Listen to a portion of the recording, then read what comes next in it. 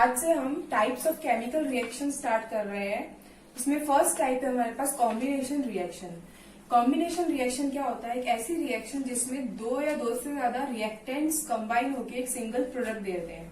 जैसे कि एक रिएक्शन मैंने लिखी है CaO, that is calcium oxide, जिसको हम क्विक लाइम भी बोलते हैं। वो वाटर के साथ कंबाइन होके हमको CaOH2 यानी कि कैल्शियम हाइड्रोक्साइड जो स्नेक लाइम होता है वो हमको देता है। तो ये रिएक्शन एक एग्जांपल है कॉम्बिनेशन रिएक्शन का। इसके और भी एग्जांपल्स है कॉम्बिनेशन रिएक्शंस के, जैसे बर्निंग ऑफ कोल इसका एक एग्जांपल है। बर्निंग ऑफ कोल में हम ये रिएक्शन लिख सकते हैं कि कोल क्या होता है? कार्बन होता है। कार्बन जो सॉलिड फॉर्म में है वो ऐड होगा ऑक्सीजन के साथ जो गैसियस फॉर्म में है और वो हमको कार्बन डाइऑक्साइड देगा। ये रिएक्शन है बर्निंग ऑफ कोल। ये भी एक कॉम्बिनेशन रिएक्शन है क्योंकि दो सिंगल कंपोनेंट्स कंबाइन होकर हमको एक सिंगल कंपोनेंट दे रहे हैं। जैसे गाइस हमारे पास एक और कॉम्बिनेशन रिएक्शन का एग्जांपल है वाटर का बनना हाइड्रोजन और ऑक्सीजन से। ये रिएक्शन है हाइड्रोजन जब गैसियस फॉर्म में है वो साथ में कंबाइन हो रही है ऑक्सीजन के साथ जो भी गैसियस फॉर्म में है और हमको वो वाटर देती है लिक्विड फॉर्म में। अब हम इस इक्वेशन को बैलेंस कर देते हैं तो ये भी एक कॉम्बिनेशन रिएक्शन का ही एग्जांपल है जिसमें क्या हो रहा है कि दो रिएक्टेंट्स कंबाइन होकर एक प्रोडक्ट हमको दे रहे हैं। सो गाइस हमने फर्स्ट टाइप कंप्लीट कर लिया है कॉम्बिनेशन रिएक्शन जिसमें दो रिएक्टेंट्स कंबाइन होकर एक सिंगल प्रोडक्ट दे रहे थे। अब हम नेक्स्ट रिएक्शन पे जा रहे हैं जिसका नाम है एक्सोथर्मिक रिएक्शंस।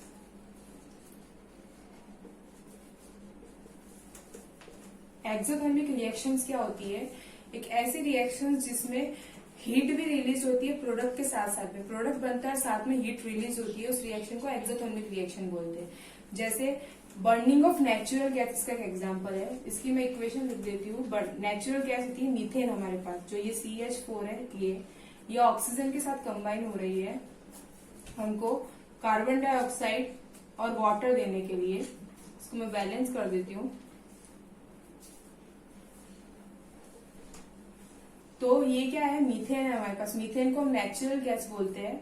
ये हमारे पास ऑक्सीजन के साथ ऐड हो रही है, बर्न ऑक्सीजन के प्रेजेंस में होगी और हमको कार्बन डाइऑक्साइड और वाटर दे रही है। इसके और भी एग्जांपल्स हो सकते हैं हमारे पास, जैसे रेस्पिरेशन जो हम करते हैं। रेस्पिरेशन क्या प्रोसेस होता है कि हम जैसे कि फूड खाते हैं तो उसके साथ हमारे पास ऑक्सीजन कंबाइन होकर हमको एनर्जी देती है। इसकी रिएक्शन में लिख सकती हूँ C6H12 O6 plus 6O2 gives 6CO2 plus 6H2O। इसमें और प्लस हमको एनर्जी भी देती है वो। तो इसमें क्या है? ये ग्लूकोज है। ग्लूकोज एक टाइप से फूड में हमारे पास ग्लूकोज आ जाएगा। तो ग्लूकोज जब ऑक्सीजन यानी रेस्पिरेशन में हमको ऑक्सीजन मिलती है उसमें कंबाइन होके ब्रेक डाउन होता है और हमको एनर्जी प्रोवाइड करता है। और एक और एग्जांपल है एक्सोथर्मिक रिएक्शन का, जो वेजिटेबल मैटर को हम डीकम्पोज करते हैं और कंपोस्ट में कन्वर्ट करते हैं, यानी कि decomposition of vegetable matter into compost. ये भी एक एक्सोथर्मिक रिएक्शन का एग्जांपल है। सो गाइस नेक्स्ट रिएक्शन है हमारे पास डीकम्पोजिशन रिएक्शन। डीकम्पोजिशन जैसा कि इसके नाम से पता चल रहा है, डीकम्पोजिशन मीन्स डीकम्पोज होना, यानी किसी एक चीज का बहुत सारे पार्ट्स में ब्रेक होना।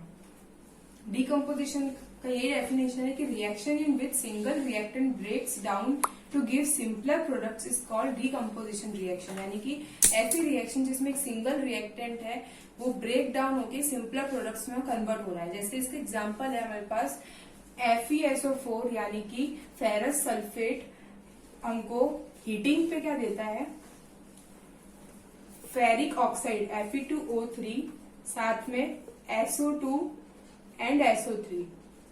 ये रिएक्शन एक डीकम्पोजिशन रिएक्शन का एग्जांपल है क्योंकि इसमें एक पूरा जो कंपाउंड है वो ब्रेक हो रहा है बहुत सारे स्मॉलर कंपाउंड्स में। इसमें क्या होता है? एक्चुअली जो फेरस सल्फेट होता है, फेरस सल्फेट का ये एक्चुअल फॉर्मूला ये होता है FeSO4.7H2O। तो इस पे जब हीटिंग होती है तो इसकी जो ये वाटर मॉलिक्यूल्स है ये डीकम्पोज होते हैं। इसके और भी एग्जांपल्स है हमारे पास, जैसे ये बहुत इंपॉर्टेंट एग्जांपल है इसका, जो ये इंडस्ट्रीज में ये रिएक्शन बहुत ज्यादा काम आती है। ये कैल्शियम क्लोराइड है, ये जो जिसको हम लाइमस्टोन बोलते हैं। लाइमस्टोन जो है वो हीटिंग पे हमको कैल्शियम ऑक्साइड यानी कि स्लेक लाइम या क्विक लाइम दे रहा है और साथ में कार्बन डाइऑक्साइड दे रहा है। ये रिएक्शन इंडस्ट्रीज में बहुत ज्यादा इंपॉर्टेंट है। CaO जो है वो सीमेंट के मैन्युफैक्चर के लिए काम में आता है। सो गाइस, नेक्स्ट रिएक्शन हमारे पास है थर्मल डीकम्पोजिशन। थर्मल डीकम्पोजिशन जैसा कि नाम से पता चल रहा है, थर्मल यानी हीट और डीकम्पोजिशन यानी बिगर कंपाउंड का स्मॉलर कंपाउंड में ब्रेक डाउन होना in the presence of heat. इसी को क्या बोलेंगे हम? थर्मल डीकम्पोजिशन बोलेंगे।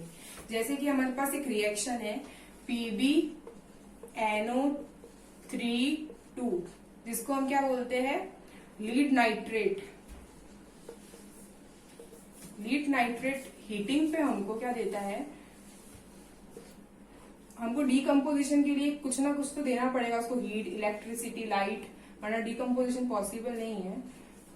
साथ में PbO हमारे पास क्या है? लीड ऑक्साइड है।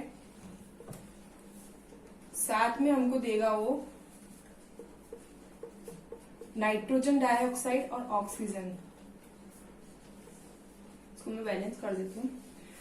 तो ये रिएक्शन है डीकम्पोजिशन रिएक्शन की। इसमें lead nitrate on heating convert हो रहा है लीड ऑक्साइड, नाइट्रोजन डाइऑक्साइड और ऑक्सीजन में। हमारे पास एक और एग्जांपल है इसका, AgCl, सिल्वर क्लोराइड। ये सनलाइट दे रहा है, इसको हम लाइट दे रहे हैं एक प्रकार से। वो कन्वर्ट हो रहा है सिल्वर प्लस क्लोराइड में। और ये जो रिएक्शन है वो ब्लैक एंड व्हाइट फोटोग्राफी में काम आती है। इसको मैं एक मिनट बैलेंस भी कर देती हूँ।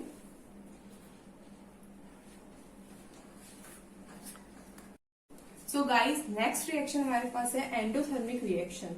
एंडोथर्मिक रिएक्शन का भी जैसे हमको नाम से पता चल रहा है, एंडो मीन्स कुछ ना कुछ ऑब्जॉर्ब करना, वो हीट को ऑब्जॉर्ब करेगा।